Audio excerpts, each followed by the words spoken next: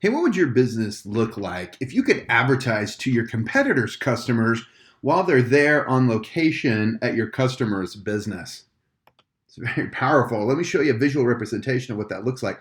Maybe you're a home builder by the name of Perry Homes, and the local competitors around here might be Ivory and Fieldstone, Symphony and Edge and Richmond. And we use a satellite to mark this particular model home, and maybe there is a potential home buyer in the model home. And as long as they have a phone and it's powered on and they've been there for around 20 minutes, long enough for that phone to connect to a cell tower, well, we know that they're there and we know to start sending ads to their phones. And if that person is like everyone else, they want to pull out their phone every 20 minutes to check their texts and their Facebooks, we can get an ad to them right when they're on site.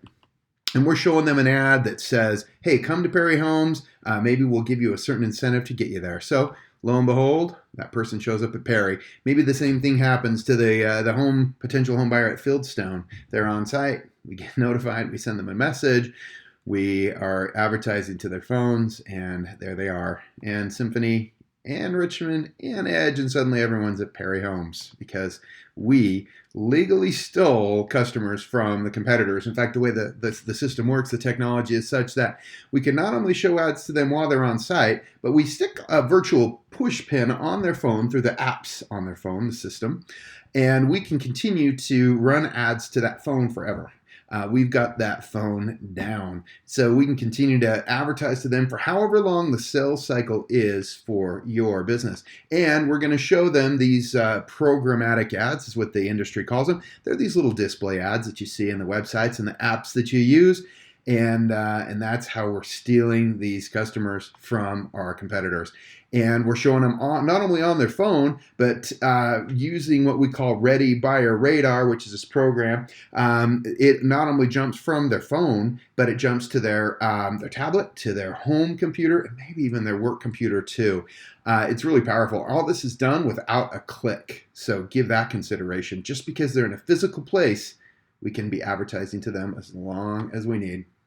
What this allows you to do is leverage your competitors' sales and marketing efforts. And in my mind, the highest quality prospect, the one that's worthy of spending a marketing dollar on, is someone who's ready to sign a contract or pull a credit card out to finish a transaction. This, by definition, is a laser-targeted prospect, and it lets us take advantage of our competitors' marketing efforts because everything they did in this home builder's example was to get their people in the model, and we just reach over there and grab them when they're ready to buy. Well, it's almost not fair, and that's what this customer told me this last week. He goes, it's almost not fair, but you need to do it. Well, let's talk briefly about your competitor's buying process because it's the same for everybody. No matter what you're buying in life, you're going to go from a process here on the left at A when you think, maybe I'll buy that thing, and then you're just going to end over here at Z when you pull the money out of your wallet and money changes hands. Now, in a home builder's example, maybe someone's thinking, maybe I'll buy a house, and then they're thinking, maybe I'll rent. Buy or rent, and then they decide, all right, I'm going to buy. And then they think, should I buy a brand new house? Should build it the way I want it? Or should I buy an existing home in a more established location? And so they're asking for recommendations from their friends and their parents, and they're starting to narrow down the process over here at M and N and O. And on Q, they decide they're going to buy a new house, and they're just trying to decide what part of town they're definitely going to live in. And right about T, they make a decision, I'm going to buy that thing. And this is when everyone starts to advertise for people who are in market and ready to buy. Well, your competitors have taken this person somehow from A, clear till maybe W. And over here, W, X, and Y, this is when they're trying to decide who their vendor is going to be. We call it vendor selection, who they're going to buy the thing from, and then when. And so it's an opportunity for us to drop in with the claw, we call the Ready Buyer Radar, and snatch them away and bring them to you right as they are ready to buy. And it's almost not fair, but if your customers can be tracked physically to a location prior to buying, we can use this Ready Buyer Radar technology to snatch them away from your competitors right as they're ready to go. And this is proprietary structure. No one else does it exactly the way we do it, and it is very powerful. It's helping you literally swipe buyers from your competitor's location and bringing them back to you right as the credit card's coming out, right as the purchase contract's going to be sold or as filled out and the sale happens.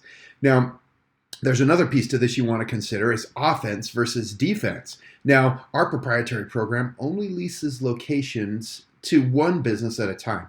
So you can protect your location from your competitors. So back in the home builder example, maybe Ivory Homes gets a hold of this and they want to come after, say, Perry Homes. Well, Ivory Homes, being second to the market, is locked out on the locations that Perry is marketing to. In fact, if Perry is protecting all of their locations, then no one else can get to them. And so you can keep your competitors from plucking your buyers right as all of your marketing efforts are coming to fruition. And you're essentially locking your competitors out. And so you want to be thinking of this not only to be able to go take customers from your competitors, but keeping them away from yours. Well, again, we said Ready Buyer Radar is bringing these prospects to you. And sometimes these guys aren't quite ready to go. They aren't ready to buy.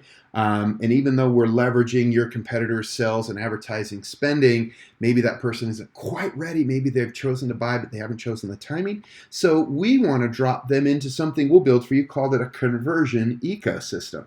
And this is a really powerful way to incubate your buyer as they finish out the sales process and they're left ready to go thinking that there really is only one person that they'll buy from. So here's an example of what Ready Buyer Radar looks like in the real world. So here's an example of a Mercedes-Benz dealer in the South. This is 48 days into their engagement, so a month and a half or so. They chose to mark 5 different locations. Now, 4 of them were other car dealers. So they tagged the Lexus dealer, and they tagged an Infiniti dealer, an Audi dealer, and a BMW dealer. Now, the nice thing about this is we have some metrics to help us know that our ad spend is working and how it is working. So on Lexus, they tagged in that 48 days 324 people. 6 were called conversions, meaning someone got tagged at Lexus and they showed up at Mercedes. So that counts as a conversion. Infiniti had the highest foot traffic. 526 people were tagged there, and 20 of them were able to show up. We were able to bring them over to Mercedes. Audi, a little less foot traffic, 164 tags, but 4 converts. And BMW, still even smaller traffic, but 3 conversions. So out of those 4 competitors' locations, 33 people showed up at Mercedes. They claim they closed 40%. So that's about 16 cars sold for them in that 48-day period of time. Obviously, they were thrilled. They added 2 more locations, and it continues today. Now, it's interesting to think that they also chose to target a Center for Performing Arts, which doesn't necessarily hold people who are ready to buy in market, but it does hold people that are their type of buyers. And so it didn't trigger one in the first 48 days of this campaign, but it became very powerful as the campaign moved forward. So very interesting. Now let's talk just a little bit about conversion, and this is going to lead us into the conversion ecosystem that we're going to drop those people into. But one of the maladies, one of the problems we see across the board is websites not converting. People are frustrated. A conversion means something different to you. Lots of businesses, maybe it's a click, maybe it's a call for, to ask for service. Maybe it's a name and address and a phone number, but a conversion is whatever you want it to be. And what we see across the board is website conversions are somewhere between 5 and 10% of all visitors. Flip side of that, 90 to 95% of them are bouncing. It reminds me of this sand sifter over here that the beachcombers might use to scoop in and shake out, and they're hopefully going to find a gold ring or a diamond ring, and designed to let the sand fall out and leave the valuable thing in it. Well, you're doing the same thing with your website visitors. You're shaking them out, and there's no one left at the end. There's 5 to 10%.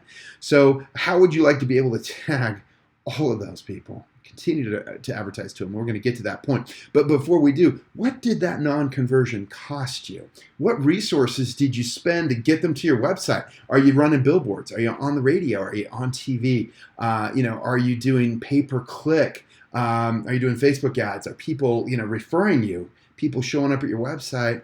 Man, what's your opportunity cost of not selling them? What if you could just double those conversions from 5 to 10% or from 10 to 20?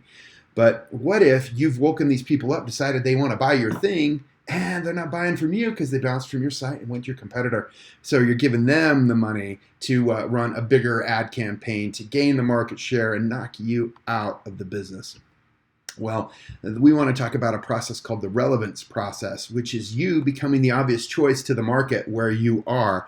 And sometimes that's obviously going to be shown by market share. But the relevance process goes like this. First, you have to become known. And then if you're known, you have a chance to be liked if your business is doing a good job for people. And then if enough people know that you are liked, then you might become the trusted provider. You become the obvious choice. And this is the point where you are really the company where people would say, oh, I'd be a fool to use anyone else. That your customers become evangelists and they're pushing their brother-in-law and their sister to you. Well, in order to do that, to get to that point, it's a process. And the experts are telling us the consumer needs 8 to 14 touches to even arrive at a trusted position that they'll buy from you. And this becomes, I think, even more and more as there's more noise in the marketplace. So let's look at maybe a visual representation of what relevance looks like. Over here, it's a number line of exposures to your company or touches. So maybe 1 or 2 or 3, they're just starting to know you, and it's still kind of cold.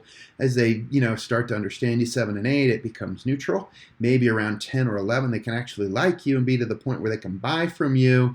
And then, we're moving into trusted territory, 13, 14, 15. This is relevance. Now, we talked just a little bit about this buying process where somebody's deciding they want to buy the thing and then they do. That's a separate cadence, a separate process from knowing, liking, and trusting you, but I want to overlay it just for the visual. So hopefully, ideally, they get their first exposure to you maybe here at M or N, and that gives you enough time to sell to them, to market to them, that over here at vendor selection time here at X and Y, they've had enough exposures that you're the obvious choice. Now, incidentally, we need marketing to help push us through this relevance process because our salespeople, 90% of them give up before there's even 3 contacts made by the salesperson. So we need to have the marketing to push it along and to help us become relevant. And ideally, that's what happens. But how often is business ideal? And it's not often enough. So when in the consumer's buying process did you become known? Maybe they only found you at T after they decided to buy. And if that's the case, then you've got some serious work to do to become the obvious choice. And this is why your website conversions feel like this leaky bucket with so many holes in it, where you're losing so many resources from people who have been to your site. Well, what if we could track 100% of your website visitors and continue to tell your story long after they're gone? What would that do to your sales? What would that do to your revenue? What would that do to your marketing budget? Could you pump that money in and build another marketing campaign and 5 times your revenue like advertising does? Knock someone else out of the market. You get market share, and on and on. Well, let's look at this and how it might happen. Now, I believe that it's not always your website's fault, because I get asked a lot, should I, get a new site, new graphics, new, color schemes, new pictures? And it might help, but it's not just your website's fault. There's more things at play. Maybe they heard about you through a Facebook recommendation from a friend. They came to do some due diligence and they found you on a website, came to your site. Maybe it was their 3rd exposure to you, and they're going to bounce. It's not your website's fault. They just don't know you enough. So we've got to get those touches. We've got to get those touches in. And so let's overlay what that's really probably looks like. When they're over here ready to buy, vendor selection, they probably find you right about V. Hopefully they get 6 or 7 touches at least, but that's still not enough to be liked. So at the time when they make the vendor selection, you're not the one. Well, hopefully you can stay top of mind. Maybe they'll use you next time and they buy that thing a second time. Well, not ideal. But why didn't that last visitor to your website convert? Let's talk about it. No one really knows, honestly, but perhaps it really was only their 3rd exposure to your company. What we do know is that there's 3 psychological reasons that people don't convert, and we can use these factors to narrow it down. One is reputation and trust. They couldn't find third-party reputation validation about you. Some of them have made the decision to buy, but they're just looking for the best deal. Maybe they want to buy one, get one free, or they want something free, or they want a percentage off. They were looking for a deal. They didn't find it and they bounced. Or maybe they were looking for a less promoted service, something that's on the back page of the site, and they couldn't find it. Or maybe they just haven't seen enough of your brand and they just need some more touches with your brand. So what we build is something that we do, conversion rescue, or a conversion ecosystem, where we build an incubator around this potential customer of yours, bring them along in a nice warm environment, and leave them with that feeling of, oh my gosh, of course I'm going to buy from them. So this is what we do in the conversion ecosystem. We show them 5-star reputation information about you, so the trust is there. Maybe we show them a special or a deal. There might be some things that you give to your buyers that they just didn't know about. Maybe you give them a 20% off. What do you care? They're gone anyway. This is bringing them back and giving you 80% of the revenue. Maybe just some branding touches so they hear and know more about your company and feel confident. Or put in some branding, put in some product alternatives about something different than what you do. Maybe you're an ATV dealer and we were talking about motocross, and maybe they needed to learn about a side-by-side that you might sell or an enduro road bike. So give them kind of what they're looking for. We want to scratch the itch that pushed them away, and we believe that we use these 3 things and that happens. And this is the method we use to do it.